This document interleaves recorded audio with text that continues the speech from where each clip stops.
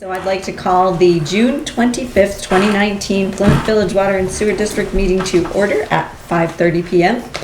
I need a motion for the meeting minutes of May 28th. I'll make a motion we approve the minutes as presented for May 28th. Second. All those in favor? Aye. Aye. And we have payrolls and manifests. I need motions for these. Make a motion that we approve payroll and our AP manifest as presented. I would second. All those in favor? Aye. Aye. Sign away.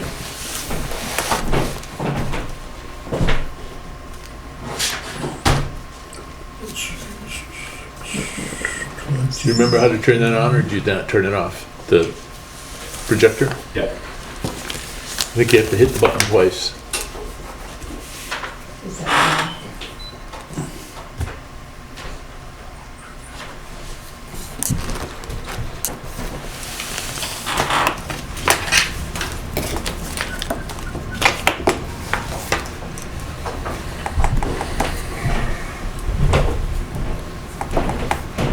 Unless you wanted to skip over everything and Buck stops here. Just get to All adjourn. the bucks go to him. That's right. Oh, yeah, you can do that setup.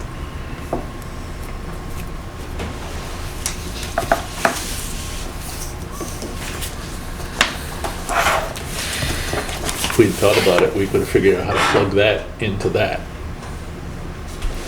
And That into that into that there. into the So it could be video recorded. machine. Yep. Yeah, but, so All you right. just record the picture.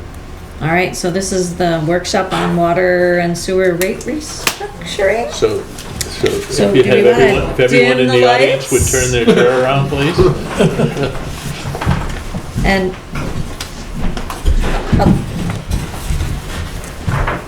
leave those lights on. what works better for the camera? Yeah, that's fine. That's Yeah, good. that's actually, yeah, I Yeah, think this that's is better. good. Yes. Okay. All right, Jason, you're on. So I'd like to welcome everyone tonight, welcome everyone to the Plymouth Village Water and Sewer District 2019 rate structure proposal.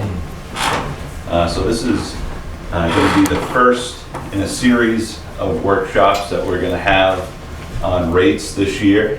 And we'll jump in and get started.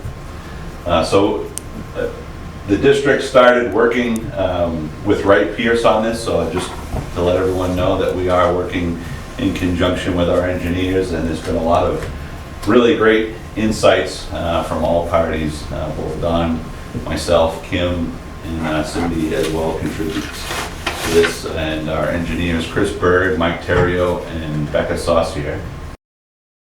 Thank you all. So, presentation overview. The current rate structure, we'll take a look at that. The need for rate structure change, our grant and loan rate structure design, what we're looking at, and anticipated rate structure modification impacts that'll be talked about for our users, as well as the next steps moving forward and progressing from here. What, if we could hold, well, no, never mind, they're leaving. I thought we might have more audience coming. So the Sorry. first thing we looked at is, why do we need a rate structure? What are our needs for the rate structure to accomplish? So there are four main things identified. We want to accommodate the loan and grant opportunity that we had last year in 2018 with our funding partners, USDA Rural Development and the New Hampshire Department of Environmental Services State Revolving Loan Fund programs. We want to improve ratepayer equity. So we want to make it fair for everyone. We want to reflect the actual costs of operation and maintenance. So pretty much we need full cost pricing in order to be sustainable in our operations. And we want to advance the goal of long-term financial stability. So I think everyone, whether you're a business or municipality or personal, strives for long-term financial stability. And in short, we want to employ the best management practices possible. So the current rate structure, we all know what it entails. It consists of a base rate and a volume rate. And the base rate is currently a single fixed rate that's charged to all users regardless of meter size, system demand, capacity, or standby needs. So everyone knows that each quarter it's $62 currently and 50 cents for a water rate, and $112.50 for a sewer rate in the base. So we know that not all users are the same. So is it fair to have a fixed rate for the base? We believe it is not. Currently, the volume rate is based upon $1 per 1,000 gallon consumption. So each quarter we have 5,000 gallons included in the minimum base rate for all the users. So that amount is actually deducted from our total gallons sold because it is included in the base rate. So what that is, we found that less billable gallons equates to a higher volume rate, and thus high volume rate sends a strong conservation signal. So it's kind of like a vicious cycle. As people conserve more, the rate tends to go up, and around we go. So the proposed grant and loan package, we have a short-term capital investment currently of $19,150,000, and that covers the 2018 grant and loan package from USDA Rural Development and the SRF loan package, which we currently are moving on for the Holderness Well project, as well as a DES-funded grease project as well at the treatment plant. So the total principal forgiveness and grant offered with that amount of money is $7,619,000.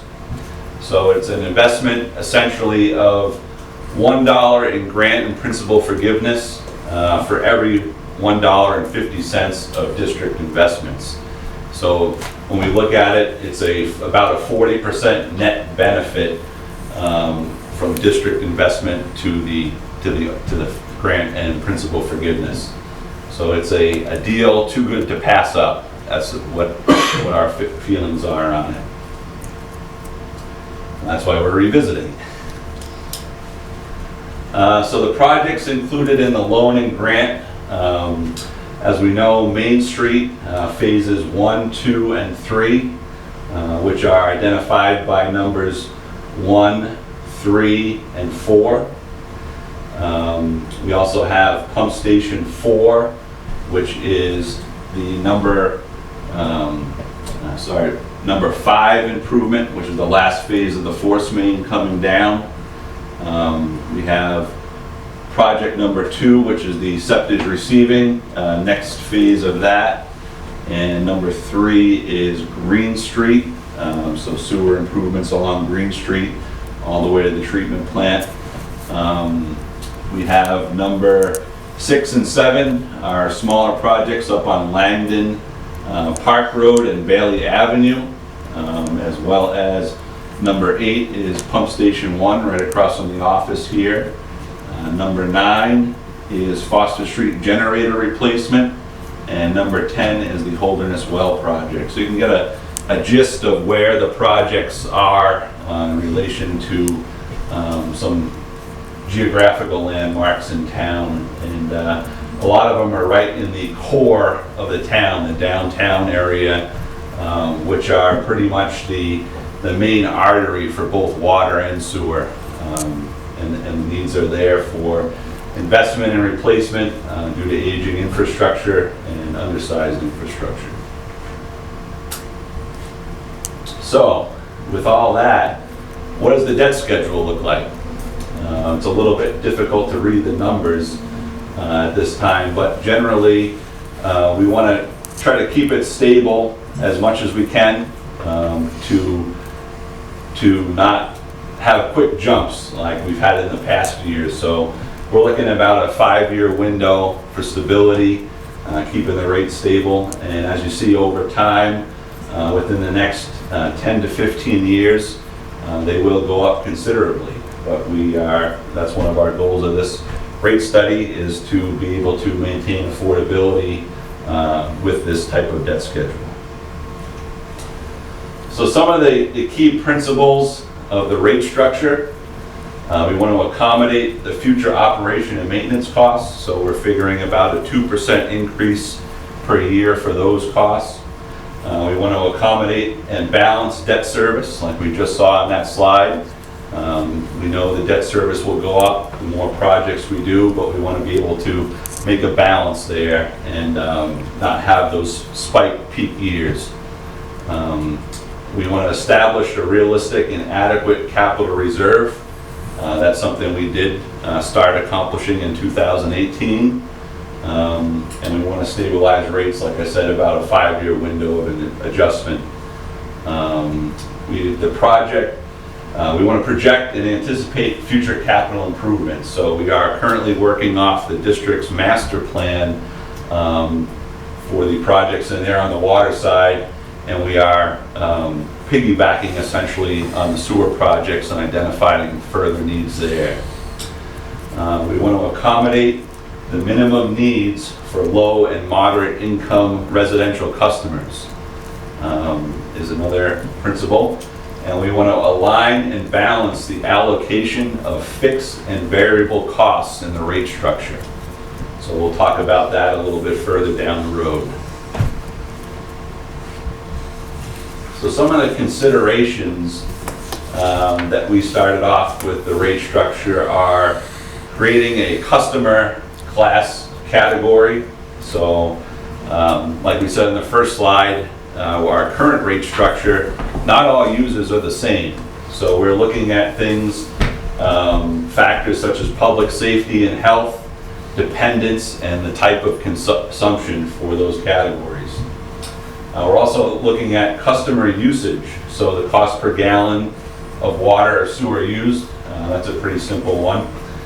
System operational demands. So we want to recognize the correlation with the amount of use to the system for operation and maintenance costs, essentially wear and tear in our system.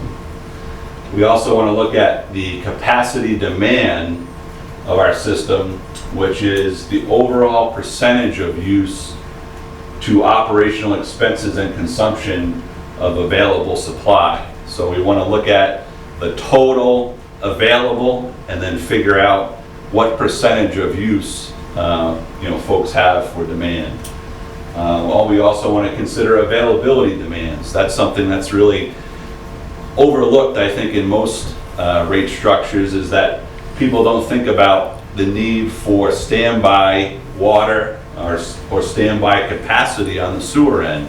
So we need to factor that in as well for folks that require things such as fire flows, sprinkler systems, and then peak treatment plant capacity loading.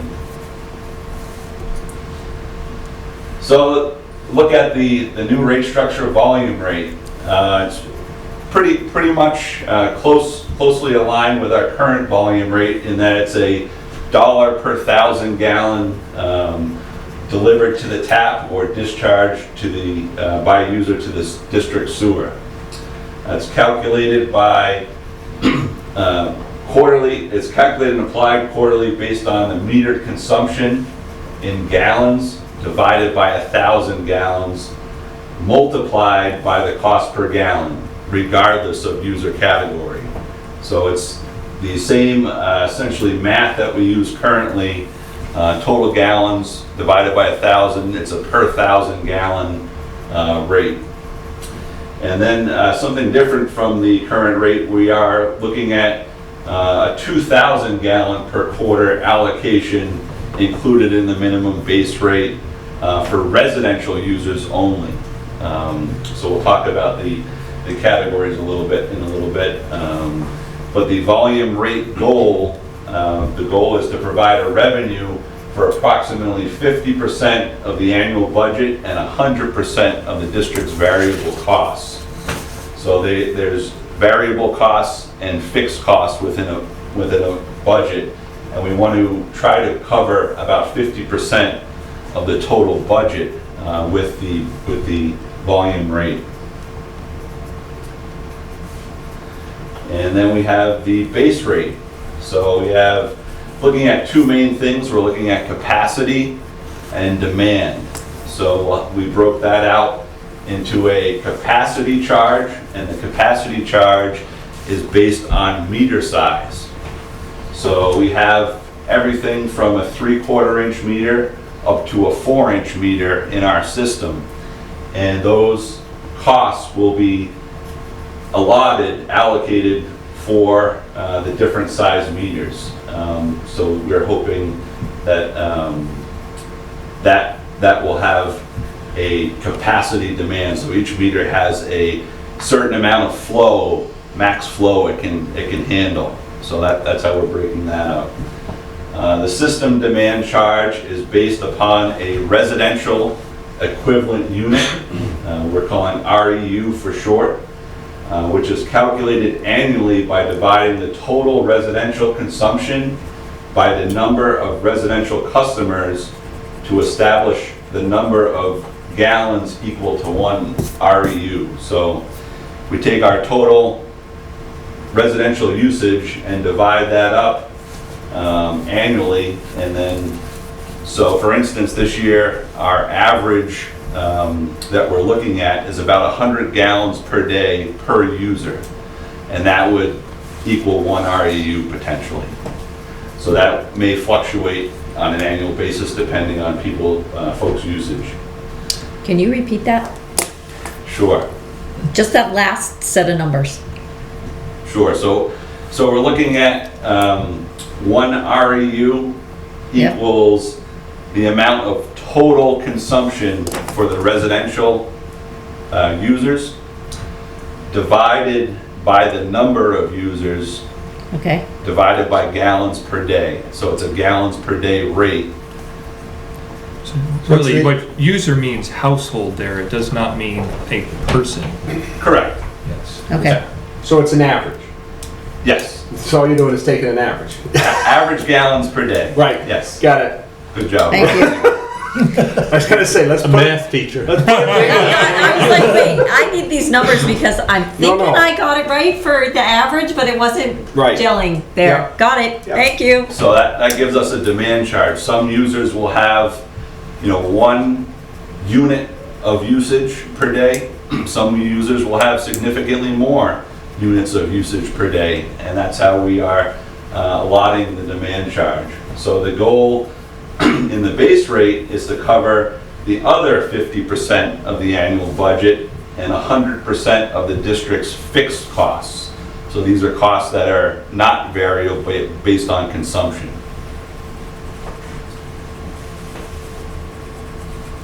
So the third component is the varying rate component. So this is where the user categories come into play. And we look at factors such as capacity and availability for the user category component. So a residential user is defined as a single-family residential property designed for and occupied by one family only. A multi-unit residential would be a multiple unit residential property designed for and occupied by 2 or more families, related or unrelated, living independently of each other in individual dwelling units. A commercial property would be a property utilized in the transaction of business, engaged in providing goods and/or services to the public. An institutional user would be a property utilized for religious, governmental, medical, educational, or recreational, or similar public benefit use, regardless of profit or nonprofit status. And the user category's goal is to provide a fair and equitable cost sharing for operations, maintenance, and upgrading the district's assets based on the capacity requirements and the demand impacts for each category. So like we said, again, going back to the beginning, not every user is the same. It's gonna be kind of hard, I think, to define some of those multi-unit residentials. I know of at least a few rental properties in town that have a single unit. So how do we know whether that's a family or whether it's students living in there? And how do you work, what category to put that in? Well, my thinking is that you employ a technique that's used in property tax assessing, is that if you're not provided if you're not gained access to the property to make a determination, factually you make an assumption, and then typically what happens, if you've over-assumed, someone will ask for an abatement, and then you have the right for access. Request for reclassification. Right, exactly. Yeah, all right, well, that's fair. I mean, as long as we have. Yeah, there's a way to fix it. Yeah. Right. Right, so we have a pretty good understanding right now of these categories, and we are going to further refine that. And you'll hear later in our conversation about the GIS, is that a lot of the data is available through, assuming we get to a point of GIS, we'll be able to look at each property and make determinations good. based upon property cards. Yes. So the anticipated rate structure modification impacts. So we broke it out for water, which you see is in the top chart, and sewer on the bottom chart. You'll notice some differences between the two. So we actually have 990 water users total, and about 1,008 sewer users total, and those numbers are based off of the actual billing from 2018. So we took that, we looked at average gallons per day. That's where the RAU comes into play. And then we calculated that out based on 100 gallons per day residential usage as the average. And some of the categories have, as you see, 2,000, close to 3,000, and about 5,811 in the institutional. So when you look at that and you look at the total number of users per category, you could see where the usage is. We also broke that out by percentage here. So residential usage in water is about 17% of the overall usage for our system. Multi-unit residential is about 22%. Commercial is about 17%, and institutional is about 45%. So it's pretty close and similar in sewer. The only one that we see a larger a difference there is the commercial is a slightly larger in sewer than it is in water, and the institutional is slightly less in sewer than it is in water. So overall, the anticipated impact for residential with the new rate structure, we will anticipate to see a slight decrease in rates in costs. Multi-residential, we anticipate to see a moderate increase. And commercial and institutional, there'll be a mixture. Some will be close to being stable to current rates. Some will see considerable increases for the larger commercial and the larger institutional. And that's what we anticipate at this time. So the next steps, we've done majority of the preliminary planning. We gathered all our information, our user data. We've had kickoff workshops with Wright Pierce. We've defined our goals. We've identified comparable systems as well. We've reached out to a bunch of other communities to see what their rates look like, their structures, and got a lot of good information there. So we're working on the preliminary design. We're reviewing the different rate structures. We looked at put together pretty much an initial rate structure based on the categories, the volume rate and the base rate, system demand, charges and REUs. And we are currently evaluating that structure now based on all the factors and principles we're looking to accomplish and goals. So the next steps will be final design. We're going to do some more in-depth analysis. We're going to combine the flat rate and the usage rate structure together to see how things play out. And we are going to refine, better align with our goals and the rate and debt service projections. So we're going to get a little bit farther into those projections as well. After that, once we've created our rate structure and finalized it in final design, we're going to do some public outreach. We're going to discuss the new rate with our users and look at some modeling and projections. And we're going to communicate the principles that we're looking at in our structure, what we need to accomplish. And then the final phase would be implementation.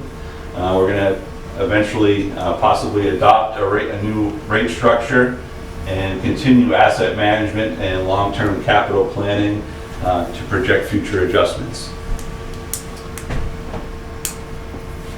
And thank you very much for sitting in this evening, and if you have any questions, feel free to ask, and we will be, like I said, discussing this at future workshops more in depth. So if there's anything, maybe we can hold it off till then. Thank you very much. Have a good evening. Thanks, Jason. Yes, thank you. Very good.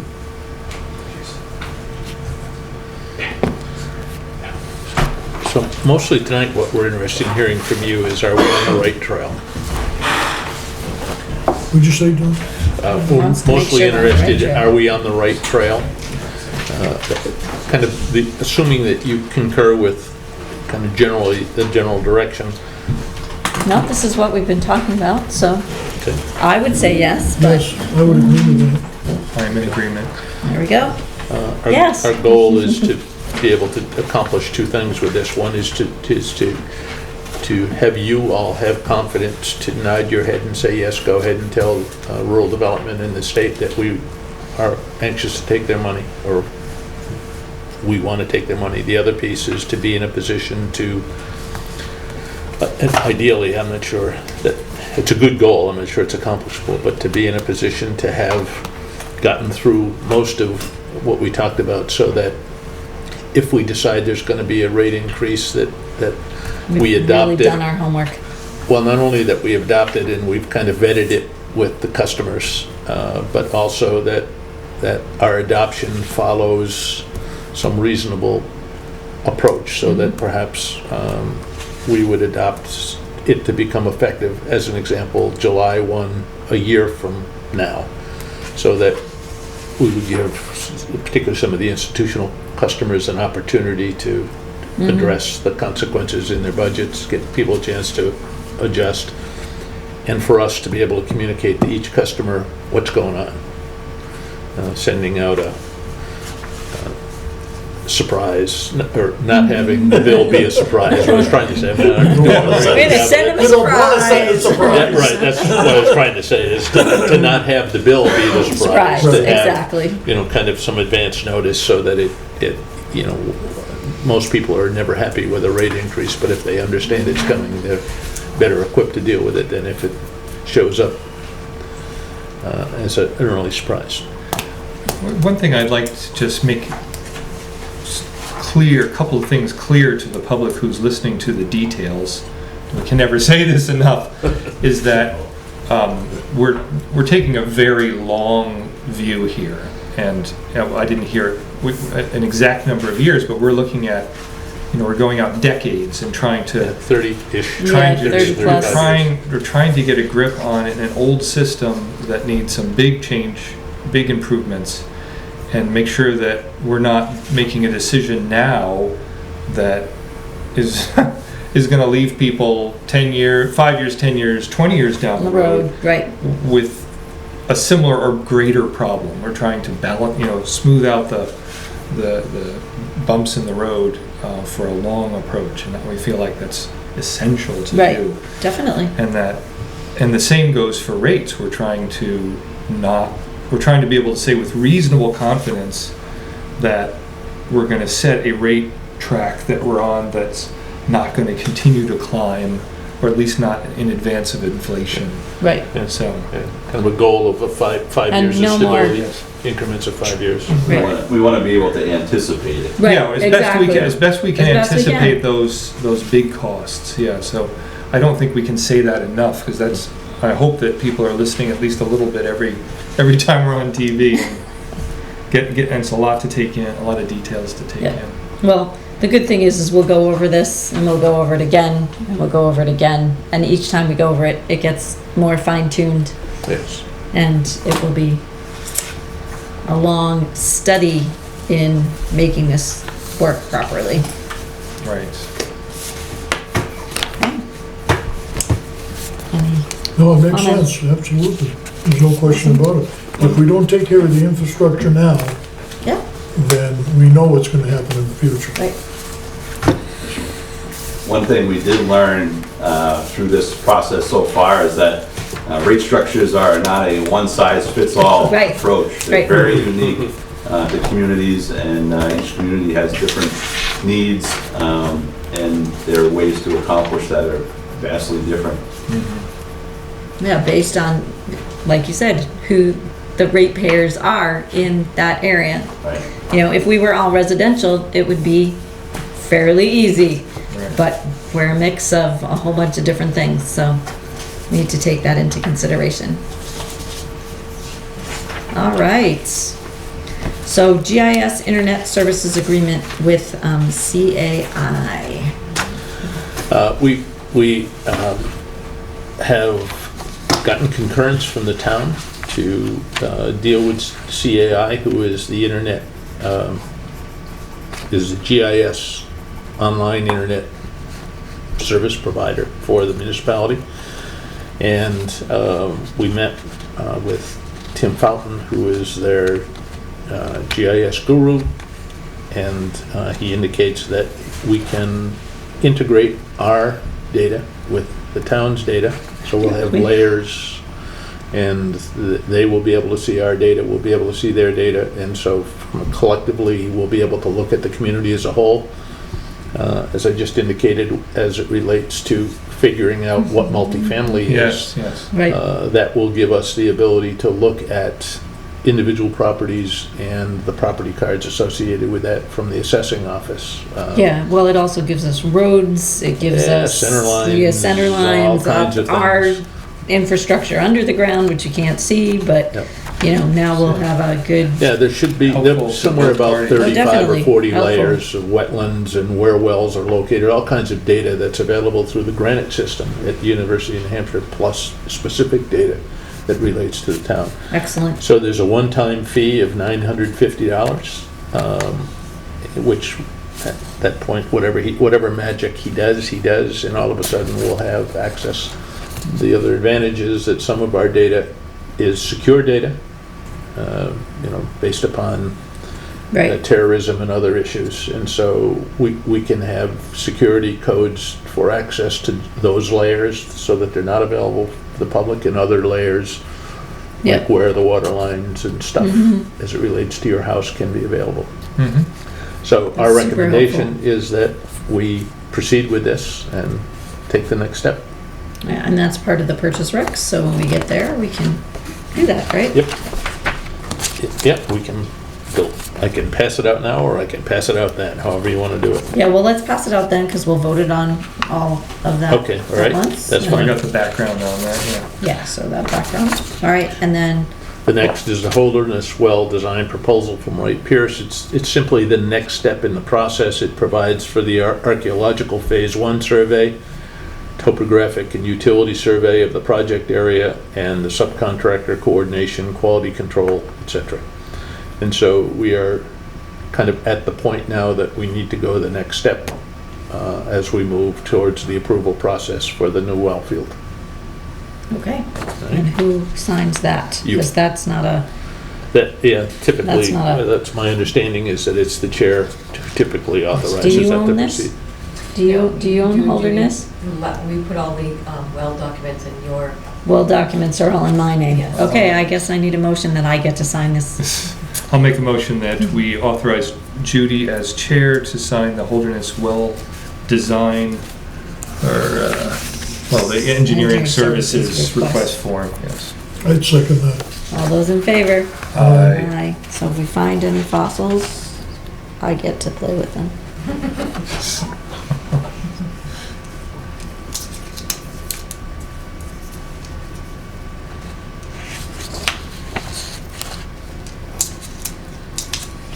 Alrighty, I am all signed. There you go. Alright, And so the next one is the Systems for Award Management, SAM's registration letter. It just indicates that you, as the chair, are authorizing Kim as the administrator for contact information for the systems. Am I saying it right? yeah, it just means that I have to update the. these are the DMRs and MORs and No, this is, something else. In order to accept federal money. Oh, okay, the yeah, we Sam's want and that. Dunn's number we have to Yep, keep. yep, Yeah. okay. And So, So this has to be, you have to sign it and she has to Notarize. notarize it. Okay, I just notarized that you authorize it. okay. Huh? Me? I authorize it, she Yeah. notarizes it. Okay, I need a motion. All right, so That I'll make a we- motion. that Can she we- notarize it if she's off, if Yes, it's they her allowed me being last year. We authorized? asked that question last year, and I'm only authorizing the Judy's signature on the form. Yeah. Right, she's Question. not authorizing herself, she's authorizing I me. mean, I've signed thousands of documents, I always ask the question. Are you a notary? I'll make- Bob? Yes, I'm a justice of the peace. I got my notary go. So we could have Bob. We could have Good. Bob That would be notarize it. Perfectly Okay, clear.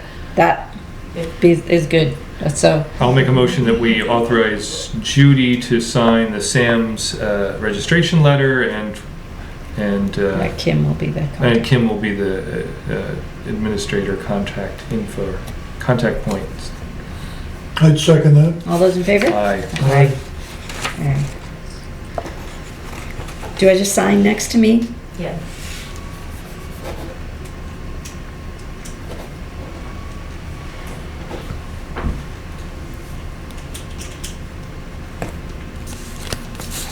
Alright, whoever's gonna notarize that, can notarize that.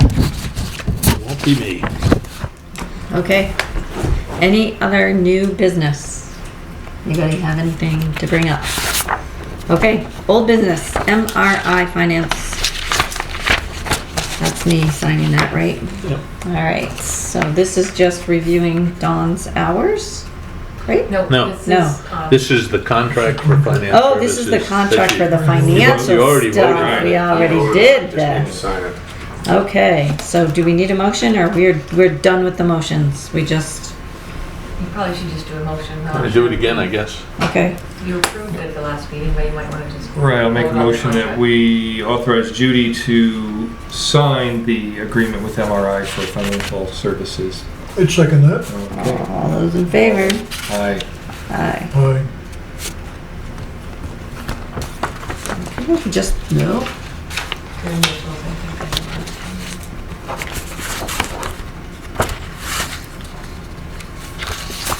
Okey-dokey. Okay. District administrator items, sir. Okay. Office hours. You all know that I have proposed that we consider restructuring our hours so that we're open to the public Tuesdays, Wednesdays, and Thursdays on an experimental basis for 6 months from now until essentially the first of the year. I don't know how long I've been here, a couple of months. When I first arrived, I asked Kim and Cindy to start keeping track of visits, citizen visits to the office. And we've pretty much concluded that the number of visits from citizens are Tuesday, Wednesdays, and Thursdays. As we shift to the new finance office management operation, it makes sense, not, in my mind at least, not to have somebody here all the time. And so we've looked at it, and I mean, we have some days when nobody shows up, and we have some days when one or two people show up. But the bottom line is we kind of live in an internet transactional society any longer, and people pay their bills long distance, and so forcing us to be open for the sake of being open doesn't make sense. Typically there is somebody here, Kim will be here, somebody from MRI will be here, or I'll be here, but that doesn't mean always there will be somebody here, and the challenge is that if Kim has gone to training, she's gone to lessons down to Wright Pierce to participate in these analyses and the like. I'm part-time, and so we have coverage, but not always guaranteed, and it doesn't make sense. We can use Mondays and Fridays for those things that don't require somebody to be here. So if And it doesn't, and it will not impact our people's ability to call. No. Right. Well, that's That's another the part. reason for the next thing. Another part of this. That's the It's other the part phone of A that. segue to the Yeah. next thing. So, In any event, it makes a lot of sense, and it will allow us to, in my mind at least, maximize the full savings associated with contracting the finance office. We won't have to pay somebody to sit in the desk and answer a phone and say hello if somebody walks through the door. okay. So we're gonna put a notice in the next bills. Assuming you all bless that approach, then we will notify folks that that's happening. We'll put a sign out on the board, and so we'll, Website, the door. Okay. Yeah. newspaper, and so we'll make Got it sure covered. that, yeah, Okay. all right. So we need a motion for that? Yeah, I'll make a motion that we approve a change of office hours to Tuesday, Wednesdays, and Thursdays, effective as a trial basis for the next 6 months. I would second that. All those in favor? Aye. And this will start July 1st. July 1st, so Monday. Okay. So we've given the public notice now Yes. that We will there is be this yeah. change. Yep, In the- and it will be in No, the I paper. understand, I'm Yep. just saying this It's so out loud. the public Public knows. is, if they're listening, hears this. Right, Tuesday, So- Wednesday, Thursday, Right. 7:30 to 3, 7 to 3:30. 7 a.m. to 3:30, same as the plan. Same as one. Okay, and the office will be open, and I'm putting that in quotes, everybody, for phone calls, emails, etc. 24/7. 24/7. Right. So, messages, etc. Okay, which leads us into the new phone system. The new phone system is, we've done a fair amount of not we, Kim's done a fair amount of research. I'm happy to take credit for her work. But she's done a fair amount of research, and we have identified Macomber, if I'm saying it right, Communications. Maycomber. Okay, Yeah, Maycomber. These are the folks that provide the phone system at the plant. It's a 4-unit system, but the power of the system is its technology. If you want to see a picture, there you go. It looks like a phone. It looks like a phone. But, Yep. but, Looks but like it, phone. So it's gonna look like, but it has a lot of features that are 21st century. It allows us to have auto attendant, so you dial, you'll get a voice that says you've reached the district. You can go to whomever you want to go to. If they're in the building, you'll get them. If they're not in the building, you'll get them. If you leave them you can have an option of leaving them a message. If you leave them the message, they can receive that message. It can be notified immediately on their cell phone. They can get it by text and by email. And so this was invented by the guy who said you can run but you can't hide. There you go. And so it will allow, as an example, that I'm here on a part-time basis, but I can be on the end of that phone electronically 24/7. So if you dial and push the button for me, you'll get either me or you'll get unanswering, it says, I'm not available right now. I'll call you And I'll back. call her right back. Does it include setup?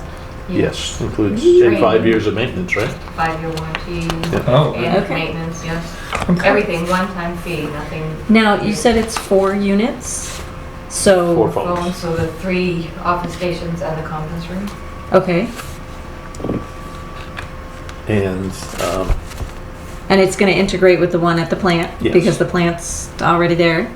Their numbers will be integrated into this This system. system. Okay, Yes. that's, all So right. if they Not wanted vice versa. Jason, it will have his number to go direct to Jason. Okay. we looked at being able to operate them over the internet, but we couldn't do it without Spectrum cooperating, and their bill was north of 50 grand to get the, What? so we, If in the future, they do get cable down to the plant, this system can go to that Yeah. system.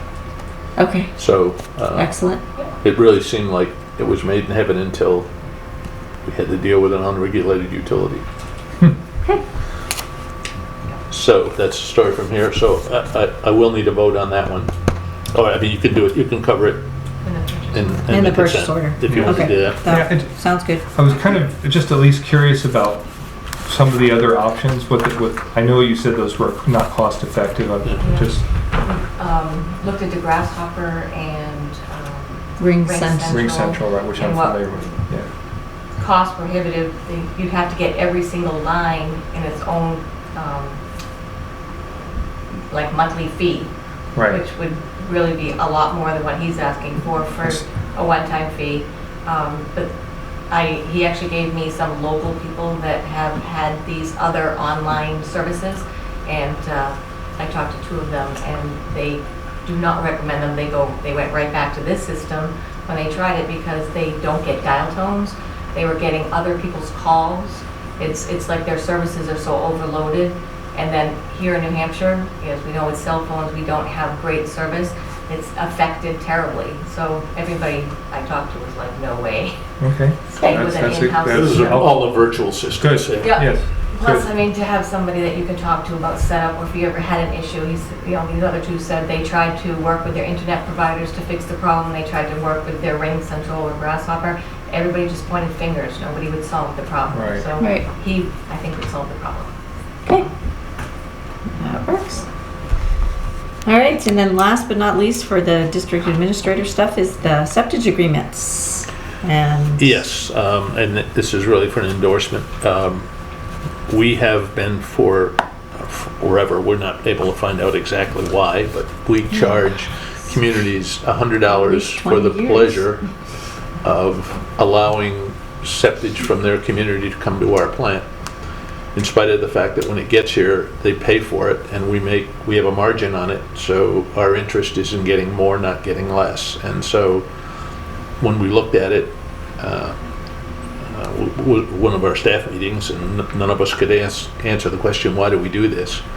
And so the amount of time that it takes to notify the towns, to chase the towns, to get the payment of the $100, and we know of at least 3 communities that won't pay the $100 because this is New Hampshire, and so we're not going to pay the fee, and as a result, they're relatively close communities, and so there's septage that's not coming here because it's a disincentive to not have it. So we decided that since we are very interested in removing any barriers to getting as much septage as we can because we're making money on it, we ought not to be charging that fee.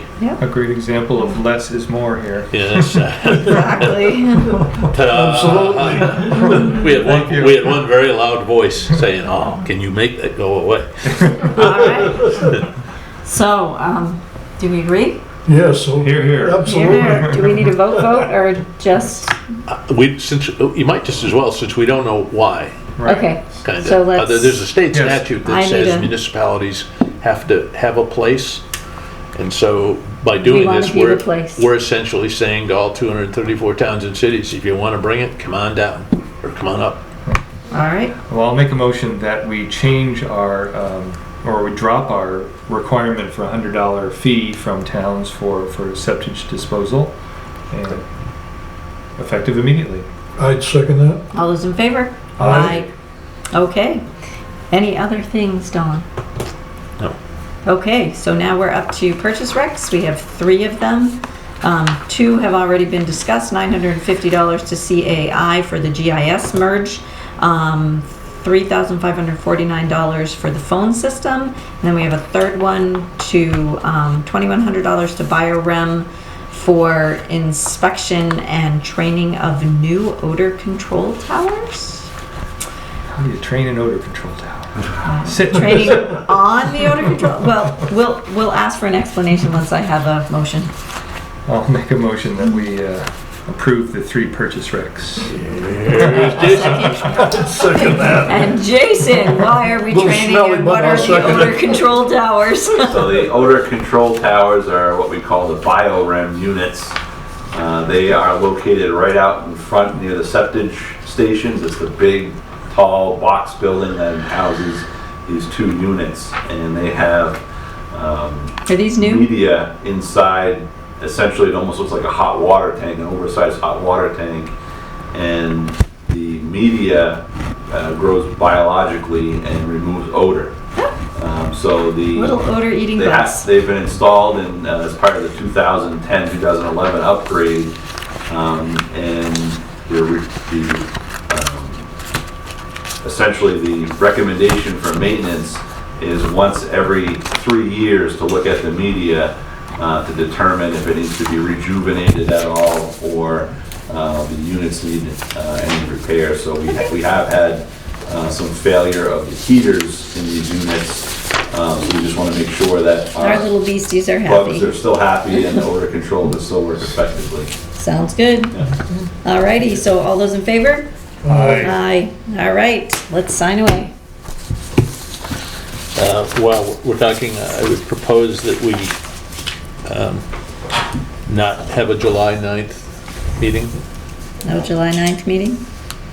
Because You think I we can just go put it on just my to July calendar, 23rd? just 'cause Well, I was watching, I was waiting. you waited for me to finish. So you think we can just do the 23rd? I'm reasonably certain. Is there, do either of you have something in your radar screen that, We could ask him about that. We're discontinuing the $100 septic fee, but we're also keeping the haulers at 7 cents. yep, $70, Oh. $70, yep. Yes. So that's part of the vote, I guess. You want to We modify did away that? with the 8 Yes. cent per gallon fee.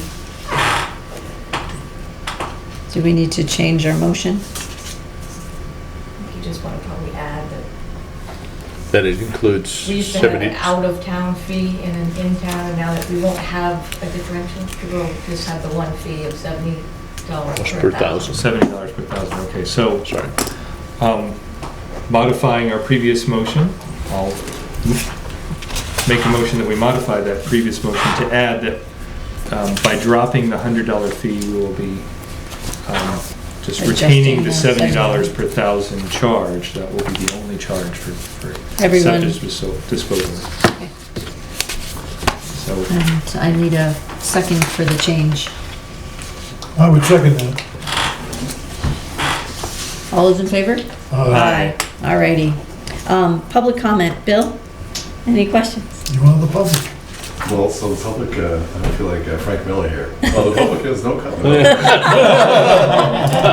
Regarding your differentiation between like the types of like businesses and stuff, and if you get full GIS, it's a stupid picky thing, but as far as like, zeroing in on like home businesses that are providing a service, commercial service, and yet they would be undiscoverable. I mean, I don't know how much that would affect the bottom line, but My understanding is the town is going through a similar yeah, thing right now, trying to differentiate those. yeah. So we would probably join forces to try to determine that to the best of our ability. Right. Comparatively speaking, it's probably not dissimilar, is that it's, at the end of the day, probably a lot of heavy lifting for relatively little. I mean, it's certainly not going to impact True. the rates. It's just, it's, again, kind of trying to achieve that equity, so you can say to everybody's treating fairly, and then somebody says, what about my neighbor who Unless it's a backyard brewery or So, something. yeah. Using You've been holding out on us, haven't you? So, what I'm guessing is it will, the GIS will be helpful in terms of sharing information, so, you know, we do meter reading, and so that can be a good source of data for you.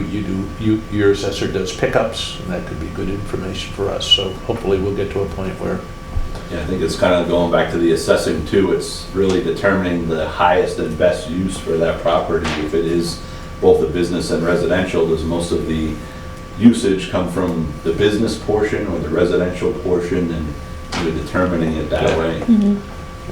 It's kind of surprising, the numbers you had for, well, the industrial was, you know. Institutional. Yeah, institutional, Yeah. yeah, but you got commercial that has like, you know, same usage as like, you know, private home, pretty much. I yeah. just would think it would, you know, that there'd be some industries or commercial that would skew it higher. Right? Yeah, I think the differentiation there, the usage is the same, but if you look at the total number of users for that category, we have 500 and something in the residential and only about 150, say, in the commercial. So that's where the differentiation would come into play. Right. So the category usage is very Is- similar, but but- the number of residents, Yeah, or the right. number of Right. commercial users is what the differentiation is. And that's where the REU thing is Right. gonna come into One play. of the major Right, the drivers average. is, you know, the question of necessity of life versus a business necessity. And so, you know, we've been trying to be sensitive to a number of things. One is that the low mod folks you have to have water and sewer to live. And so in a business enterprise, presumably some of your operating cost gets passed along in your fees to your customers. If you're a residential property owner, you get the bill and you pay the bill. Yeah. Yeah, we didn't really even mention the whole notion of like fire suppression and how that's, No, Jason had that in there. well, yeah, a little Yeah, bit. a little bit for now. And again, I mean, that gets complex as Yeah, well. right. Right. Okay, anybody have anything else? I guess it is 6:28 and we are adjourned.